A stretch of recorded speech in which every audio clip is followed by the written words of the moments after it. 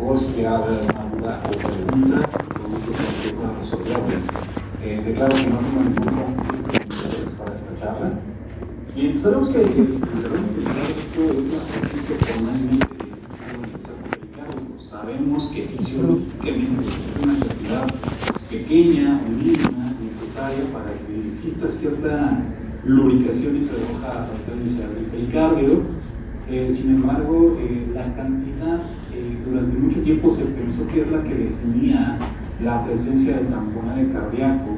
Sin embargo, hoy sabemos que la cantidad, bueno, primero que nada, no tiene nada que ver en relación a si desarrolla o no desarrolla tamponaje cardíaco.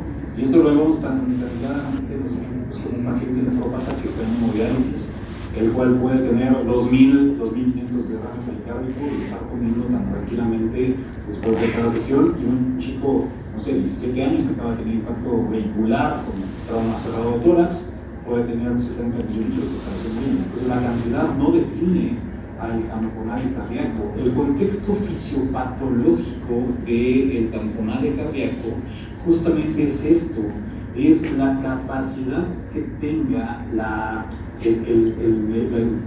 distensibilidad pericárdica de poder distribuir el líquido. En un paciente con un derrame pericárdico agudo, dígase traumático por un accidente vehicular, atropellado, heridas punzocortantes, heridas por arma de fuego, o también posterior a un intervencionismo cardíaco, dígase ICP, implantes valvulares, etc., que van acumulando rápidamente líquido. La línea morada representa, digamos, la capacidad de reabsorción de ese líquido que se está formando. En el caso de los agudos, la capacidad es muy pequeña. ¿Qué pasa? Que rápidamente llegamos a esta línea azul que representa la capacidad de distensión máxima del pericardio. Cuando esta capacidad máxima de distensión del pericardio por el volumen que se va acumulando iguala o supera la presión del ventrículo derecho, entonces es cuando se empieza a generar el tamponaje cardíaco. Situación muy diferente en el derrame crónico, que va acumulándose, va superando la capacidad de reabsorción del líquido que se puede tener, y llega el punto en el que las presiones se igualan o incluso se superan, y entonces es cuando genera un tamponaje cardíaco. Entonces, a la pregunta, ¿el líquido, o sea, la cantidad de líquido define realmente el tamponaje? No, va a definir la capacidad de reabsorción y la distensibilidad máxima del pericardio, de tal manera que mientras las presiones se mantengan por debajo de la presión del ventrículo derecho, no va a generar un tamponaje cardíaco. Sabemos que fisiopatológicamente pasa esto en el tamponaje. El principal factor va a ser que, debido a los movimientos y a los cambios de presiones ventilatorios durante la fase mecánica de espontánea de ventilación, generan presiones intratorácicas negativas. Esta presión intratorácica negativa modifica directamente sobre las resistencias posturales intratorácicas, principalmente las venosas, pero también sobre cavidades cardíacas, específicamente el ventrículo derecho. De tal manera que si no hay, o si hay incremento, hay más presión negativa sobre la inspiración, existe un movimiento paradójico del septum, y eso hace que se desplace hacia el ventrículo izquierdo, además de que hay un colapso hacia el ventrículo derecho que impide su llenado. Entonces, tenemos el colapso, las compresiones de las dos principales cavidades que son los ventrículos para poder generar un bombeo efectivo. Durante la expiración, esto mejora el llenado de estas cavidades, genera un mejor volumen de inyectado. Es por eso que en la presión de pulso, nosotros la vemos que hay alternancia en esta presión de pulso cuando simplemente en los momentos de inspiración y expiración. Entonces, los dos componentes fisiopatológicos principales es que durante estos cambios de presión, durante la ventilación, hay un desplazamiento del septum y hay un incremento o una modificación o una variabilidad del volumen sistólico y a su vez del gasto cardíaco, lo que nos va a llevar a que exista hipoperfusión. Entonces, esto es algo bien claro y bien importante que debemos entender, porque de aquí a que nosotros tengamos un paciente chocado puede ser que pasen ciertos días, o que ya tengamos cambios ecográficos para detectarlos tempranamente.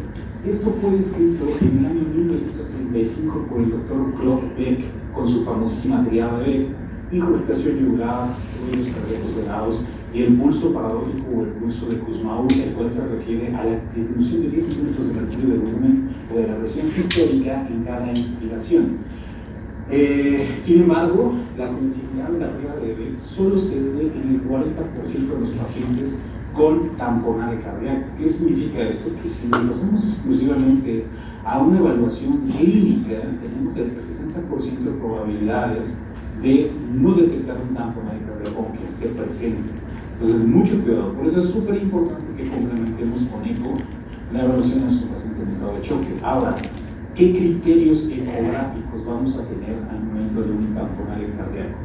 El primer criterio va a ser el colapso sistólico del atrio derecho. Este signo está descrito como el signo más temprano de presentación en el tamponaje cardíaco, incluso antes del colapso del ventrículo derecho. Entonces, nosotros vemos un derrame pericárdico.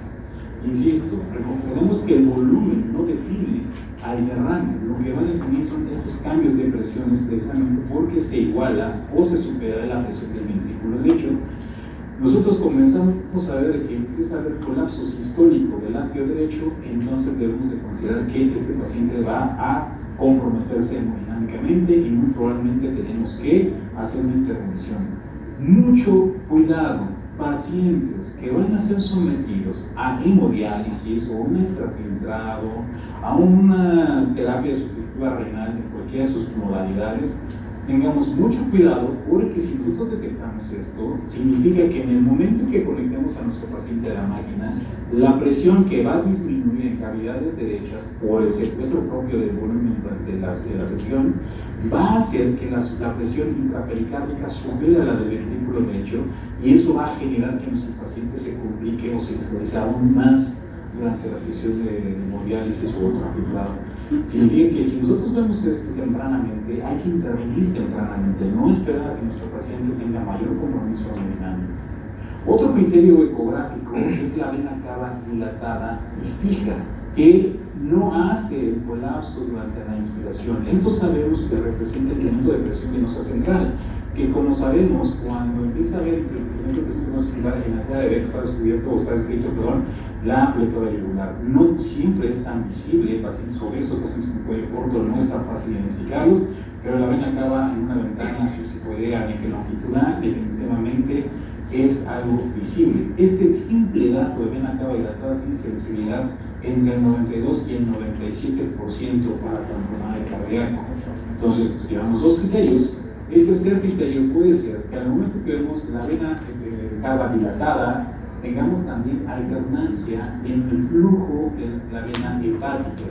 Esto necesitaríamos sí o sí un equipo con el Doppler pulsado, y lo que vamos a ver es que en la inspiración va a haber un flujo diastólico reverso y que va a haber variabilidad con la onda S. A veces el paciente con FA, con fibrilación auricular, es un poco complejo identificar esto y necesitamos que nuestro equipo esté conectado a un monitor cardíaco. Sinceramente, esto a veces es un poco complejo porque también depende qué tan polimédico esté nuestro paciente. Entonces, está documentado, está escrito, sin embargo, yo diría incluso con solo los procedimientos en modo B para poder considerar un tamponaje cardíaco. El otro dato ecográfico en modo unidimensional es el colapso diastólico del ventrículo derecho. La presión sobre el intrapericárdico ha superado tanto al ventrículo derecho que lo colapsa y no le es factible que este ventrículo derecho haga un adecuado llenado y por consecuencia tampoco un adecuado vaciado hacia el lado izquierdo. Esto es lo que nos va a generar que exista un movimiento paradójico hacia el ventrículo izquierdo, existe obstrucción y por consecuencia también un bajo volumen sistólico.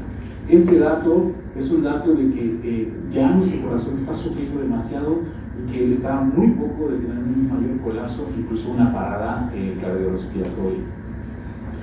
Cuando nosotros colocamos el Doppler pulsado sobre la válvula mitral o sobre la válvula tricúspide, vamos a encontrar esto que es característico, que es la alternancia de las velocidades de flujo de llenado valvular.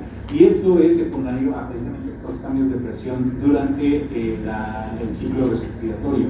Al haber estas alternancias o estas variabilidades de llenados, es lo mismo que representaría en el vaciado ventricular, principalmente en el izquierdo.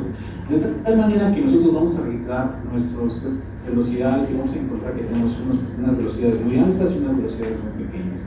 hacemos el cálculo haciendo la medición de las velocidades máximas y mínimas, de tal manera que sobre las velocidades máximas y mínimas hacemos una fórmula para estimar el porcentaje de variación, que es la máxima menos la mínima entre la máxima por 100.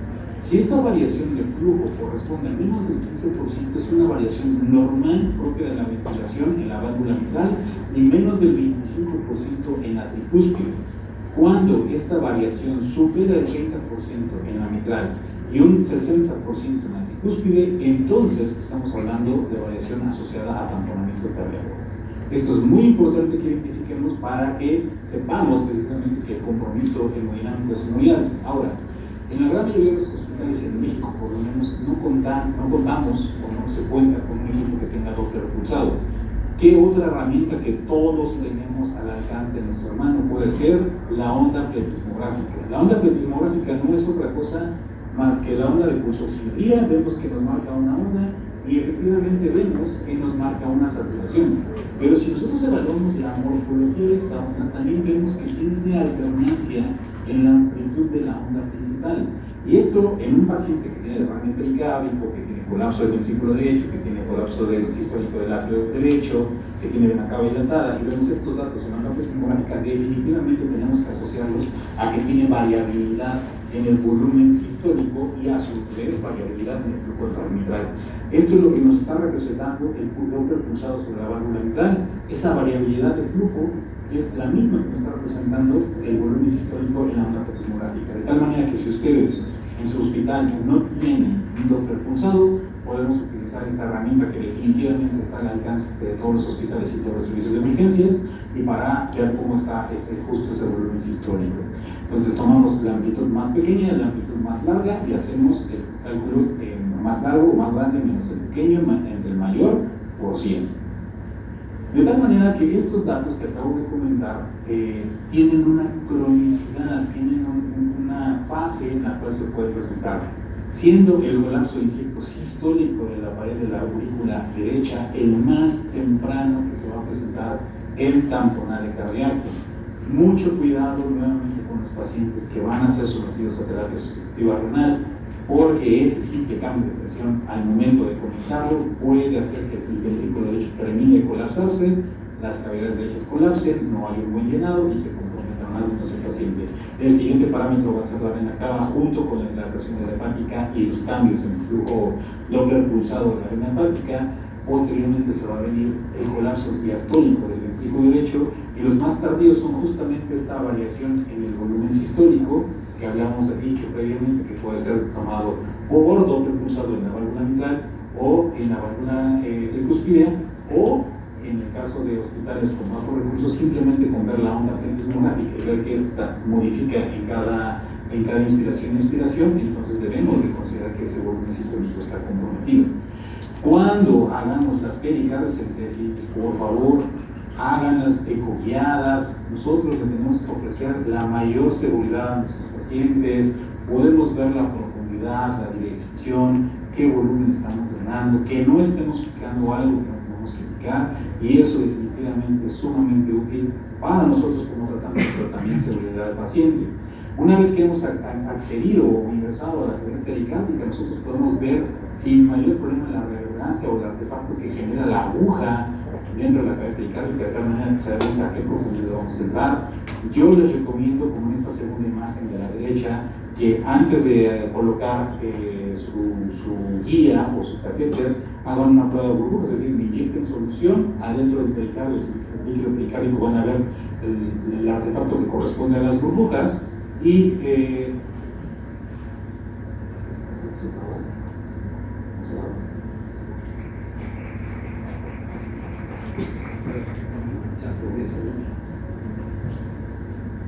hola, ¿todos me escuchan? Hola, hola.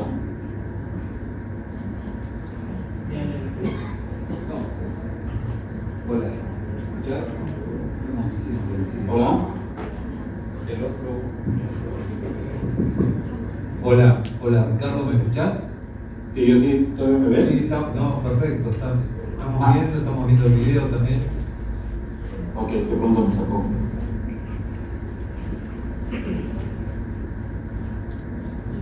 Ok, bueno, sigo. Es importante ver la prueba de las burbujas de tal manera que podamos tener certeza absoluta de que estamos en el pericardio antes de hacer la colocación del catéter. Yo les sugiero que pongamos un catéter, puede ser un Arrow, si tienen un catéter de multifunción también lo podemos poner. Esto es con la finalidad de que vayamos ganando de manera segura, paulatina y sobre todo que podamos identificar justamente el sitio donde está la mayor conexión. Esto es importante verlo, ya que, como en un caso que voy a mostrarles ahora mismo, muchas veces puede ser un derrame refractario. Entonces, una vez que nosotros dejamos el catéter ahí, si este derrame se vuelve a formar, solo es cuestión de volver a abrir el puerto para seguir ordenando y seguir haciendo el protocolo de estudio. Este paciente, por ejemplo, es un paciente que ya comentaba, es un paciente de hemodiálisis que claramente llega con los datos ecográficos tempranos de tamponado cardíaco, tiene colapso de la pared de la aurícula derecha, ya tiene movimiento paradójico del ventrículo, también el septum poco. Hacemos la pericardiocentesis. Fíjense cómo aquí en la onda plexismorática, la onda de dosimetría, tiene variabilidad muy importante en la amplitud. Este paciente ya está nada de empezar a generar mayor compromiso hemodinâmico a pesar de estar hipertenso. A este paciente le hicimos la punción y drenamos 1200. Algo que quiero que vean aquí es el tamaño del ventrículo, cómo está muy engrosado. Este ventrículo, cada vez que ustedes vean esta dona en el eco paraesternal eje corto, piensen en enfermedades de depósito y piensen principalmente que este paciente va a repetir nuevamente con derrame pericárdico. Este paciente en particular, al día siguiente de haberlo evacuado, ya había acumulado nuevamente 600 y hubo necesidad de volverlo a abrir. Otra situación importante en el tema del tamponaje cardíaco es la siguiente. Si ustedes, en el momento de la reanimación, en el protocolo ecográfico de apoyo durante la reanimación, identifican que hay tamponaje o hay derrame pericárdico, es importantísimo que descompriman este pericardio. Como ustedes pueden ver en este video, hacer la reanimación en presencia del tamponaje prácticamente no tiene ningún efecto sobre el ventrículo izquierdo y por lo tanto no es una reanimación efectiva. Este paciente, si es un paciente que estamos en la reanimación, hay que pedir inmediatamente el material para hacer la pericardiocentesis. Y si es un paciente en trauma, es una toracotomía de reanimación. No hay otra opción porque en verdad ya ni siquiera se está moviendo. De tal manera que recuerden que el volumen no define al tamponaje cardíaco, lo que lo va a definir es la presión que va a generar el compromiso hacia las cavidades derechas tempranamente y posteriormente el compromiso hemodinámico sobre las izquierdas, específicamente en el volumen sistólico. Es importante que en el dato temprano, dígase el colapso sistólico de la aurícula derecha, tengamos un contexto. En este caso yo he sido muy reforzante con el contexto del paciente que va a ser sometido a hemodiálisis, porque ese paciente se va a colapsar durante la sesión. Si son datos tardíos, hay que hacerle, o sea, datos tardíos me refiero a ya tiene variabilidad del volumen sistólico, tiene variabilidad del flujo arbitral, tiene colapso del ventrículo derecho, hay que intervenir. Hay que intervenirlo porque ese paciente se va a comprometer más. No hay que esperarnos, no esperamos a que el paciente caiga en parada cardíaca para poder hacer una intervención. En RCP, la pericardiocentesis tiene prioridad a las compresiones siempre y cuando ya tengamos todo listo para hacer la pericardiocentesis en ese momento. Y en el caso del paciente en trauma, toracotomía de reanimación. Les dejo mi encuentro de Twitter nuevamente, @bajo10. Si hay alguna duda o pregunta, con todo gusto. Y si le toman una fotografía de este código QR, les va a enviar